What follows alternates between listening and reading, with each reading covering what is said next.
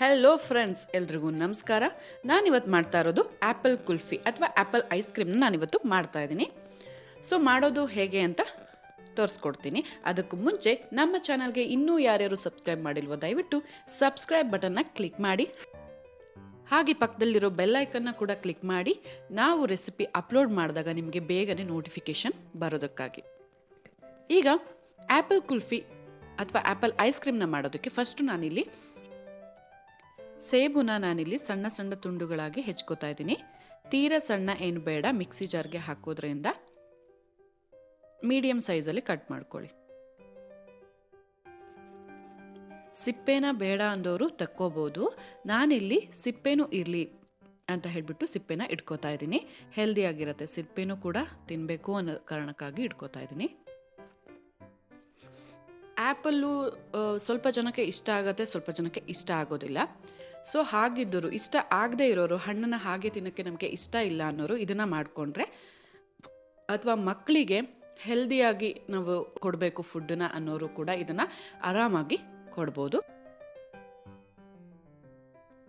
ಸೇಬುನ ಹೆಚ್ಕೊಂಡಿದ್ದಾಗಿದೆ. ಈಗ ನಾನು ಅದನ್ನು ಮಿಕ್ಸಿ ಜಾರ್ಗೆ ಹಾಕೋತಾ ಇದ್ದೀನಿ. ನಾನಿಲ್ಲಿ 4 ಸೇಬುಗಳನ್ನು ತಗೊಂಡಿದ್ದೆ. ಹಾಗೆ ಇದಕ್ಕೆ 5 ಟೇಬಲ್ ಸ್ಪೂನ್ ತುರಿದಿರುವಂಥ ಬೆಲ್ಲ ಅಥವಾ ಬೆಲ್ಲದ ಪುಡಿ ಇದ್ದವರು ಅದನ್ನು ಯೂಸ್ ಮಾಡ್ಬೋದು. ಹಾಗೆ ಸ್ವಲ್ಪ ಏಲಕ್ಕಿ, ಒಂದು 1/4 ಟೇಬಲ್ ಸ್ಪೂನ್ ಏಲಕ್ಕಿ ಪುಡಿ ಇದ್ದವರು ಪುಡಿನ ಹಾಕ್ಕೋಬೋದು. ಹಾಗೆ 1 ಬೌಲ್ ಹಾಲನ್ನ ಹಾಕ್ಕೋತಿದ್ದೀನಿ. ಹಾಲನ್ನ ಆದಷ್ಟು ಕಮ್ಮಿಯಾಗಿ ಹಾಕ್ಕೊಳ್ಳಿ, ಆವಾಗ ಇನ್ನೂ ರುಚಿ ಬರುತ್ತೆ. ಹಾಲನ್ನ ನೋಡ್ಕೊಂಬಿಟ್ಟು ಕಮ್ಮಿ ಹಾಕ್ಕೊಳ್ಳಿ. ಹಾಗೆ ಸ್ವೀಟು ಬೆಲ್ಲ ಕೂಡ ಅಷ್ಟೇ, ನಿಮಗೆ ಎಷ್ಟು ಬೇಕೋ ಅಷ್ಟು ನೋಡ್ಕೊಂಬಿಟ್ಟು ಹಾಕ್ಕೊಳ್ಳಿ. ಈಗ ಇದನ್ನು ಗ್ರೈಂಡ್ ಮಾಡ್ಕೋತಾ ಇದ್ದೀನಿ.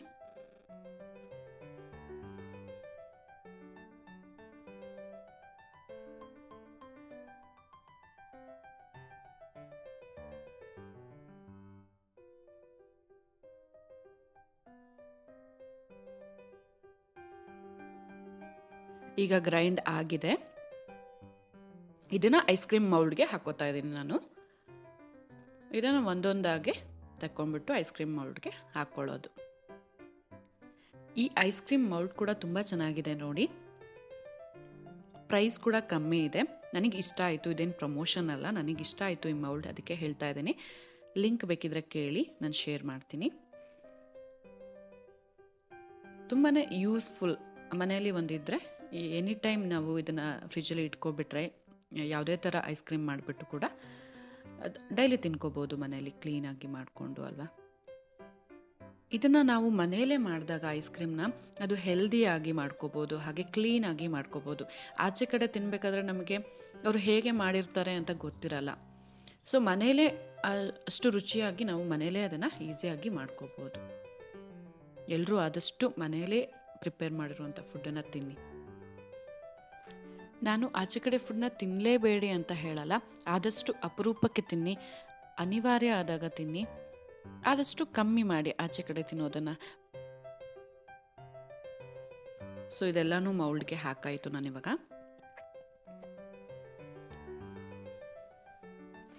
ಇದನ್ನು ಈಗ ಡೀಪ್ ಫ್ರಿಜ್ಜಲ್ಲಿ ಇಡ್ತಾ ಇದ್ದೀನಿ. ಮಿನಿಮಮ್ 4 ಗಂಟೆ ಬೇಕು. ಡೀಪ್ ಫ್ರಿಜ್ಜಲ್ಲಿ ಇವಾಗ ಇಟ್ಟಿದ್ದು ಆಗಿದೆ ನೋಡಿ, ಈ ರೀತಿಯಾಗಿ ಕಾಣಿಸುತ್ತೆ. ಈಗ ಐಸ್ ರೆಡಿ ಆಗಿದೆ. ಆ್ಯಪಲ್ ಕುಲ್ಫಿ ಅಥವಾ ಆ್ಯಪಲ್ ಐಸ್ ಕ್ರೀಮ್ ಈಗ ರೆಡಿ ಆಯಿತು.